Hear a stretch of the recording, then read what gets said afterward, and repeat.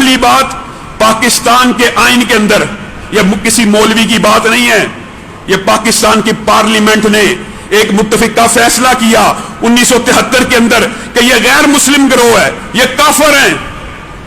اب مجھے ایک بات بتلائیے، کوئی مولوی آج، کوئی دینی رہنما اگر پاکستان کے آئین کی مخالفت کرے اس کو اٹھا کے جیل میں ڈال دیا جائے گا، نہ بھی مخالفت کرے، مسجد کھولنے کی کوشش کرنے کے اوپر دادو کے اندر کل بدبخت ایک ایس ایچ او نے ایک عالم دین کو وہاں پہ مرغا بنانے کی کوشش کی، اللہ کا شکر ہے وہ معطل ہو گیا، لیکن پاکستان کے اندر مذہبی طبقہ ایک اخلاقی معاہدہ ایس او پی کی خلاف ورزی کرے، اس کے ساتھ ظلم، جبر اور تشدد، یہ بدبخت گروہ جو رسول اللہ صلی اللہ علیہ وسلم کی نبوت کے اوپر ڈاکے ڈالتا ہے، پاکستان کے آئین کو نہیں مانتا۔ اب مان لے، پہلی بات پاکستان کے آئین کو ماننے، پاکستان کے آئین کا قادیانی کبھی مخلص ہو نہیں سکتا، اس کی ایک وجہ ہے کیونکہ اس آئین نے ان کو کیا قرار دیا ہے؟ کافر۔ یہ اس آئین کو مانیں گے تو خود کو کافر مان لیں گے۔ پھر ہمیں کہتے ہیں تکلیف کیا ان کو جی اقلیت ماننے سے، ہمیں اقلیتوں سے کوئی تکلیف نہیں، ہمارے ساتھ وطن عزیز میں ہندو بھی رہتے ہیں، عیسائی بھی رہتے ہیں، یہودی بھی ایک عرصہ رہتے رہے، کسی بھی مذہب کا بندہ، آپ بتائیے ایمانداری سے، آپ کے میرے گھروں میں کچھ عیسائی بچے بچیاں کام نہیں کرتی، ان کے ہم جہیز نہیں بناتے، ان کی شادی بیاہ میں، ان کی غمی خوشی میں، ان کے جنازوں تک میں مسلمان شرکت کرتے ہیں، کوئی مسئلہ نہیں پاکستان کے اندر اقلیتوں کو ہے ہی نہیں۔ مسئلہ کس سے ہے؟ مسئلہ اس سے ہے جو اپنے آپ کو مسلمان کہے، احمدی مسلم کہے، اور آپ اس کو کہیں کہ یا اس کو مسلمان مان لیا جائے یا اس کو اقلیت مان لیا جائے، یہ کیسے ہو سکتا ہے؟ سب سے پہلی بات، آئین پاکستان کو مانتے ہوئے اپنے آپ کو کافر تسلیم کر لیں۔ میں پاکستان کے پورے مولویوں کی طرف سے نمائندہ ہونے کی حیثیت سے آپ کے سامنے یہ بات رکھ رہا ہوں، اللہ کی قسم، یہ اپنے آپ کو کافر ماننے، کس طرح کا کافر؟ اچھا یہ کہتے ہیں جی آپ علامہ صاحب ان کو مرتد کیوں کہتے ہیں؟ مرتد کون ہوتا ہے؟ جو رسول اللہ صلی اللہ علیہ وسلم کا کلمہ پڑھ لے، اللہ پہ ایمان لے آئے، رسول اللہ کو آخری نبی مان لے، وہ مسلمان ہو گیا، پھر رسول اللہ کی ختم نبوت کا انکار کر دے، وہ مرتد ہو جاتا ہے۔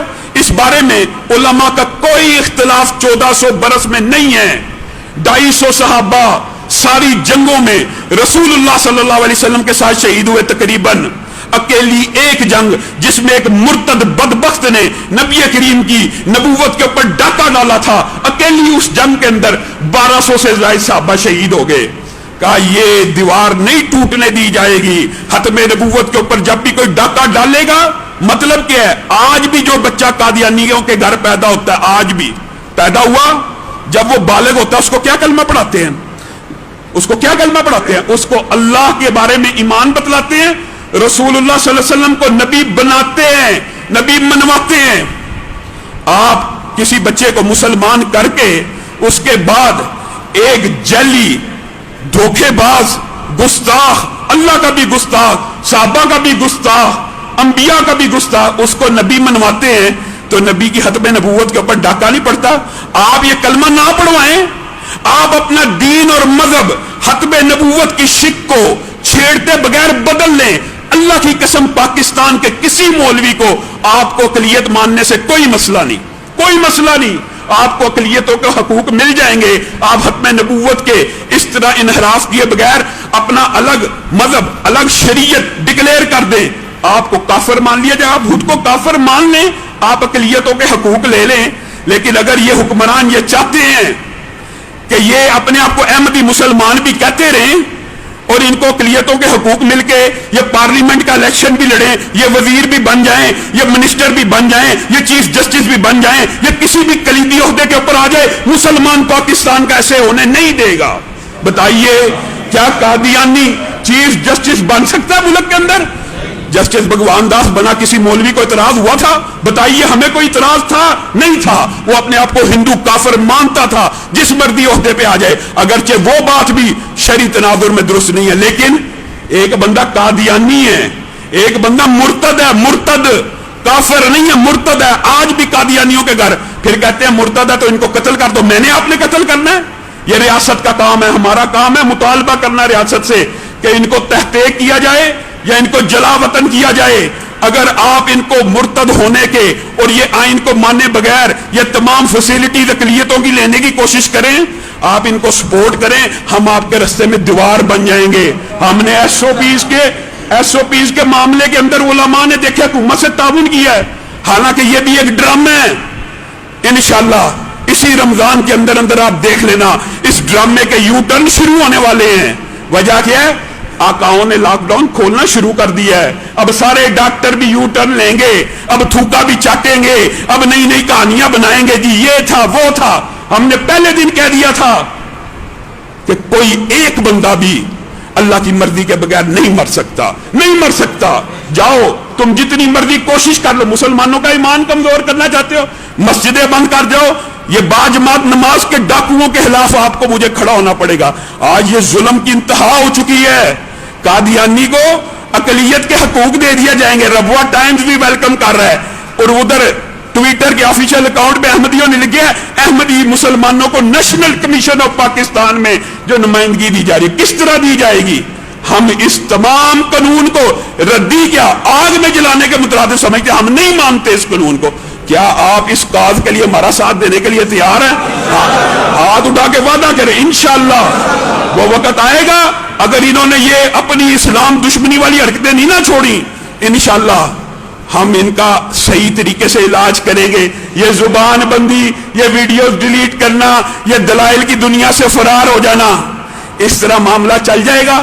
کبھی نہیں چلے گا۔ اللہ کی قسم یہ ایمان کا مسئلہ ہے۔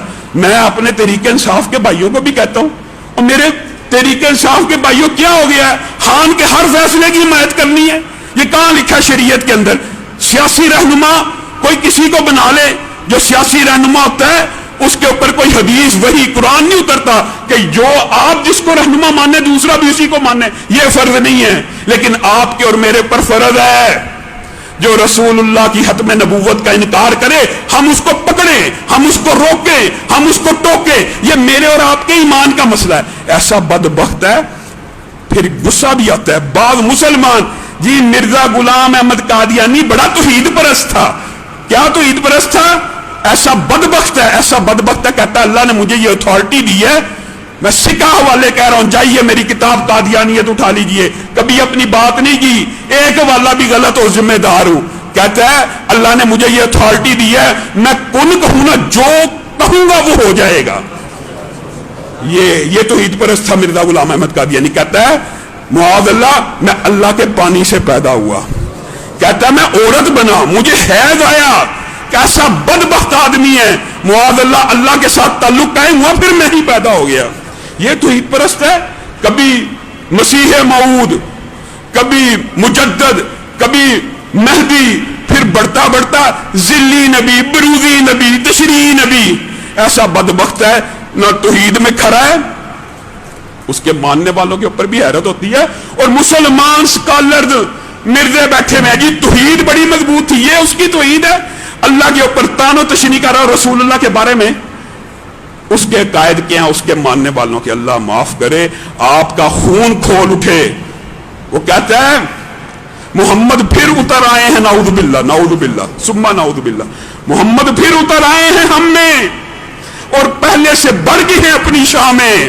محمد جس نے دیکھنے ہو اکمل، غلام احمد کو دیکھے قادیاں میں، لعنت ہے تیری زندگی کے اوپر۔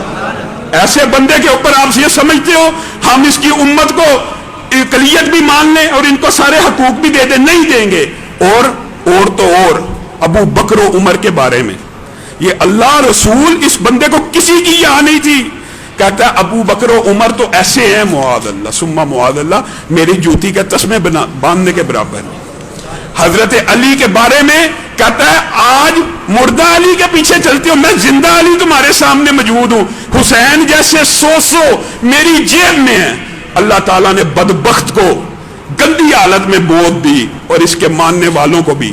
میں صرف یہ بات کہنا چاہتا ہوں، اپنے آپ کو مسلمان کہنا بند کرو، کیونکہ پاکستان کے آئین میں صرف کافر نہیں قرار دیا، یہ بھی بات سن لیجئے، امتناع قادیانیت آرڈیننس ہے کہ قادیانی تبلیغ نہیں کر سکتا، اپنی عبادت گاہ کو مسجد نہیں کہہ سکتا، اپنے دفن خانے کو قبرستان نہیں کہہ سکتا۔ یہ اقلیتوں کے حقوق دینے کا مطلب پتہ کیا؟